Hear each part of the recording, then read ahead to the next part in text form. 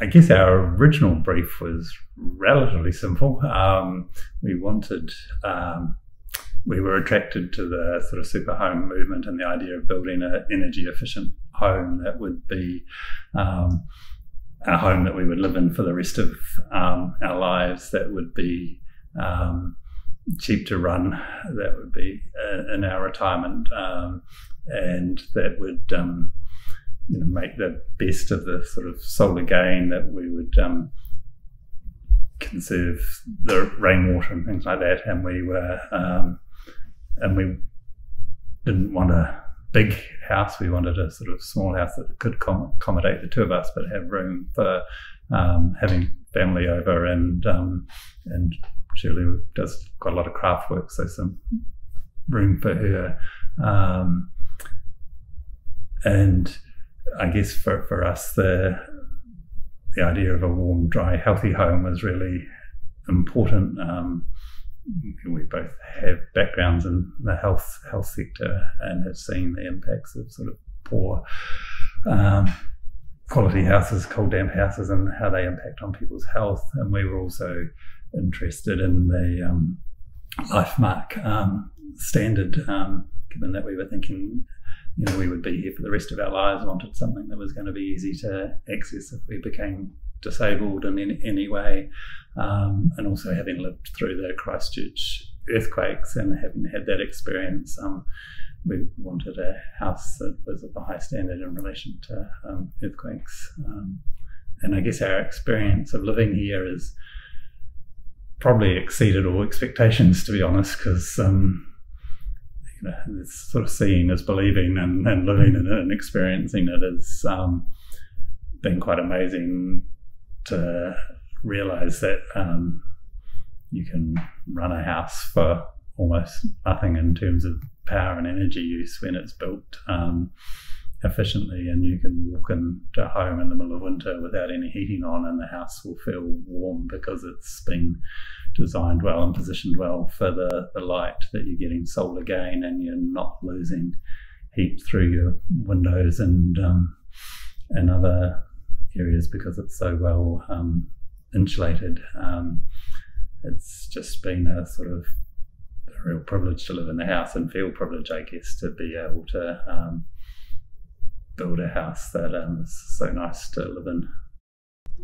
One of the things that we first noticed when we were in here that we weren't sort of expecting was the way the light comes through the windows up the top in the morning and sort of shines up here, and it just we weren't expecting the way the light sort of plays on the roof, and I think one of the other things I've noticed, a much more, if you like, attuned to nature, much more aware of where the sun rises and where the sun sets, and because it makes such a difference to the house, and we rely on the solar gain to sort of heat the place. And I guess also much more conscious perhaps of rain and how long it is since it's last rained, because we collect the rainwater in the tank, and so we've just been through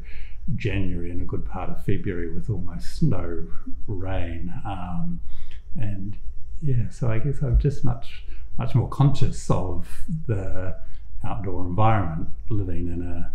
sounds a bit weird because we're living in a house that's very well protected from that environment, but we are reliant on the environment in terms of the solar gain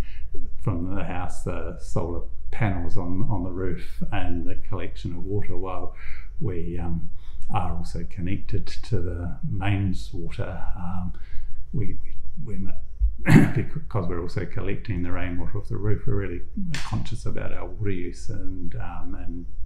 the environmental supply of that water. So I guess it has changed the way interact, I guess, with the environment more generally. For us, that idea of a forever home was really important to think about.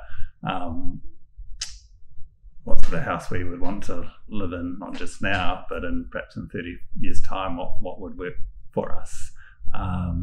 and to think that in 30 years' time, 10 years' time, I'm not going to have the income that I have now, and how could we, live in a house that was going to be nice and comfortable for us, into the future. And I guess you're talking about the economics of the house, and I'll acknowledge, it costs more to build to the standard. I think we're something like $260 in credit with the power company at the moment.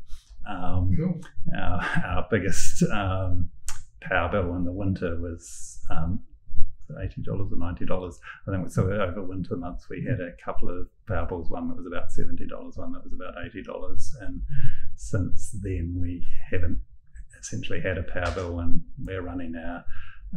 electric car in our house